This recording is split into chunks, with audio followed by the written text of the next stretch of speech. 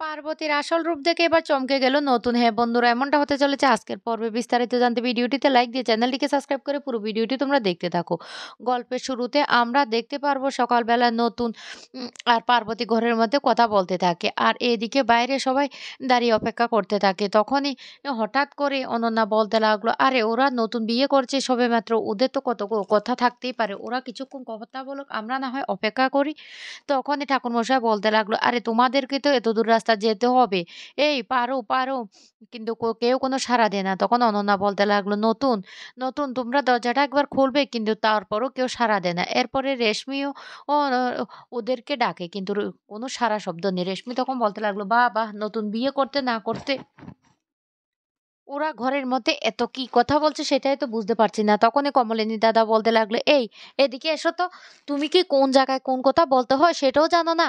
এইভাবে বড়দের সামনে কথাটা বলতে তোমার একটুও লজ্জা লাগলো না?" রেশমি তখন বলতে লাগলো, "আরে বাবা, আমার এতটা আনন্দ হচ্ছে না, বিয়ের একটা মুহূর্ত, তা সেইজন্য আমি কি বলতে কি বলে ফেলেছি।" তখন খুব রেগে যায় কমলিনীর দাদা, আর বলতে লাগলো, "একদম চুপ করো। এখানে আর একটা কথাও তুমি বলবে না।" এদিকে বর্ষা মিটিমিটি হাসতে থাকে।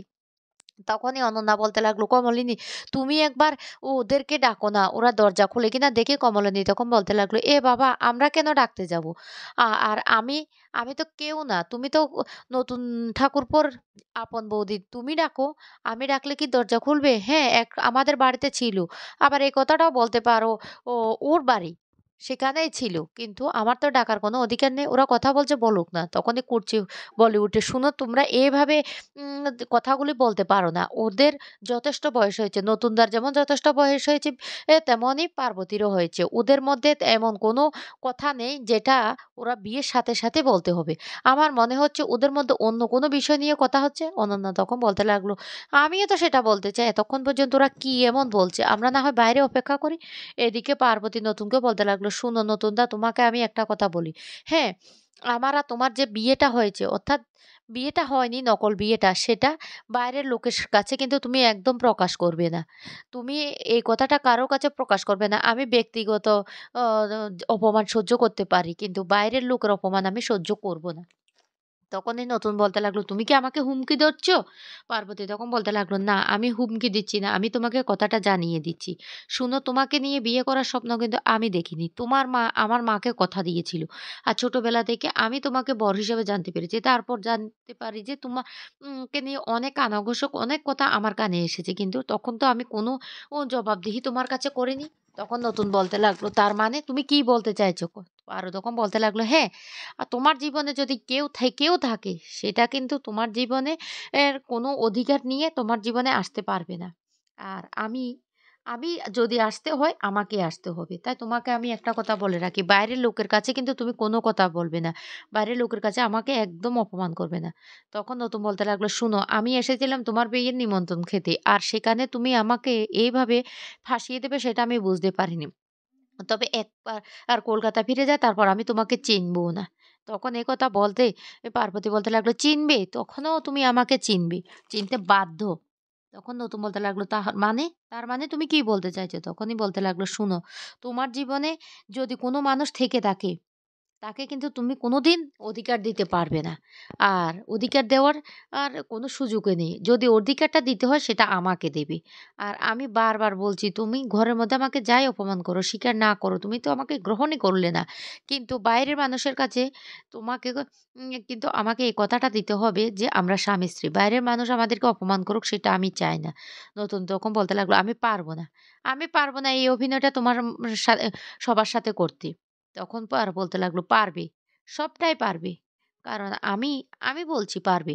আমার জীবনে অনেক অপমান নিতে হয়েছে, অনেক লাঞ্ছিত হয়েছি। শুধুমাত্র তোমার জন্য।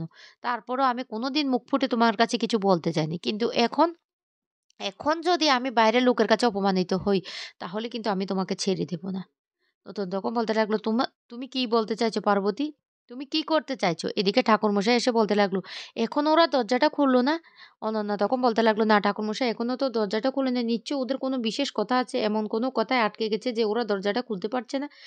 ঠাকুরমশাই তখন বলতে লাগলো, "আরে তোমাদেরকে তো যেতে হবে, অনেক দূরের রাস্তা। তোমরা কখন পৌঁছাবে সেখানে? তোমাদের তো আবার অনেক কাজকর্ম সেখানে পড়ে আছে।" তখনই অনন্যা বলতে লাগলো, "কি করব? আমরা না হয় বরং আর কিছুক্ষণ অপেক্ষা করি।" তারপর না হয় ওদেরকে আবার ডাকবো। বর্ষা তখন বলতে লাগলো, "আমি কি একবার নক করব দরজায়?" তখন অনন্যা বলতে লাগলো, "না, না দরকার নেই।" এদিকে মিঠি বড্ড ছটফট করতে থাকে আর তার মায়ের অবস্থা দেখেও অনেক কষ্ট পেতে থাকে। অন্যদিকে কুর্চি তখন বলতে লাগলো, "ও বৌদি ভাই, এখানে কি দাঁড়িয়ে থাকবে? না অন্যদিকে চলে যাবে?" তখনই কমলিনী বলতে লাগলো, "না, না, আমি এখানেই আছি। অসুবিধা হচ্ছে না তো আমার? আমি এখানে দাঁড়িয়ে আছি।" এইদিকে নতুন তখন পার্বতীকে বলতে লাগলো, "তুমি কি আমাকে আবারও সত্য দিতে চাইছো? তোমার সত্য কিন্তু আমি মানতে রাজি না।" তখন পার্বতী বলতে লাগলো, "কেন রাজি না? তো আমার যে সত্যগুলি সেগুলি তোমাকে মানতেই হবে। কারণ তুমি আমাকে এখন বিয়ে করছো, অর্থাৎ নকল বিয়েটা করেছো। আর আমি চাই না আমার এই বিয়ের ব্যাপারটা বাইরের কেউ জানুক। সবাই জানবে আমরা স্বামী-স্ত্রী। আমি কথা দিচ্ছি আমি কাউকে সেটা বলব না। আর তুমিও কিন্তু কাউকে বলবে না। যখন সময় আসবে তখন আমি সবাইকে বলব। অন্ততপক্ষে এই অভিনয়টুকু তোমাকে করতেই হবে।" নতুন তখন বলতে লাগলো, "কি? আমি তোমার বিয়েতে আসার কোনো প্রশ্নই ছিল না। কিন্তু সৌজন্যবোধ রক্ষা করতে আমি এই বিয়েতে এসেছিলাম। তারপর তোমরা আমাকে এইভাবে অপদস্থ করেছ। তার উপর তুমি আমাকে এইভাবে সত্য দিচ্ছ?" তখনই এই কথাটা বলতে পারো বলতে লাগলো, "শোনো, তোমাকে যখন বিয়ের কথা বলতো, তুমি তখন কোনো কথাই বলতে না। তুমি চুপ করে থাকতে। মৌনতা হলো সম্মতির লক্ষণ। আমি এটা তোমার মা অর্থাৎ জেঠিমার মুখ থেকে আমি শুনতে পেয়েছি। আর তুমি তখন কোনো কথাই বলোনি। আর এখন তুমি কেন আমার সত্যগুলি মানতে পারবে না?" নতুন তখন বলতে লাগলো, "আমি কেন মানতে পারব না সে কথার উত্তর আমি তোমাকে দিতে বাধ্য নই। আমি মানতে পারব না, আমি মানতে পারব না। আমি তোমার কোনো সত্য মানতে পারব না।" পার্বতী তখন বলতে লাগলো, "আমি কিছুটা আন্দাজ করতে পেরেছি। তবে আমার আন্দাজটা যদি সঠিক হয়, তাকে তুমি কোনোদিন তোমার জীবনে অ্যা অধিকারটাও দিতে পারবে না। তাহলে তোমাকে অধিকার দিতে হলে আমাকেই দিতে হবে। এমনকি সবার সামনে আমাকে যদি অধিকার দাও, আমার পিছনে কোনো বাধা থাকবে না। আর তাকে যদি অধিকার দিতে যাও, অনেক বাধা তোমার। তাই তুমি তাকে তোমার জীবনে কোনোদিন কোনো অধিকার দিতে পারবে না। তাই বলছি আমার সত্যগুলি তোমাকে মানতেই হবে।" নতুন তখন বলতে লাগলো, "শোনো পার্বতী, তুমি এইভাবে আমাকে ফাঁসাতে পারো না। তবে এবার দেখো আমি কি করি?" তখনই পার্বতী বলতে লাগলো, "তুমি কিচ্ছু করতে পারবে না। তুমি কিচ্ছু করতে পারবে না। যা করার আমি করব। তোমাকে শুধু চুপচাপ দাঁড়িয়ে দেখতেই হবে।" নতুন তখনই বলতে লাগলো, "পার্বতী, তুমি যে এতটা খারাপ সেটা তো আমি বুঝিনি। সেটা এখন বুঝতে পারছি।" তখন এই কথা বলতে পার্বতী বলতে মনে, মনে বলতে লাগলো, "নতুনদা তুমি কি ভেবেছ? আমাকে অস্বীকার করে তুমি অন্য আরেকজনকে ভালোবাসবে সেটা তো আমি বুঝতে পেরে গেছি। তবে তোমাকেও আমি আর ছাড়ব না। নকল বিয়ে যতই হোক না কেন, তোমাকে আমাকে স্ত্রীর মর্যাদা দিতে হবে।" তখন পার্বতী বলে উঠে, "শুনুন নতুনদা, তোমাকে আমি একটা কথা বলি। বাইরে সবার কাছে কিন্তু তোমাকেই আমাকে স্ত্রীর মর্যাদা দিতে হবে। আর সেটা দিতে তুমি বাধ্য।" যা শুনে নতুন অবাক হয়ে যায় আর বলতে লাগলো, "ও পার্বতী, তুমি এই ধরনের কথাবার্তা বলতে পারছো?" পার্বতী তখন বলতে লাগলো, "হ্যাঁ, বলতে বাধ্য। কারণ আমি এখান থেকে চলে যেতে চাই। আর আমি একটা পরিচয় এখান থেকে বের হতে চাই। আর সেই পরিচয়টা তুমি আমাকে দিবে।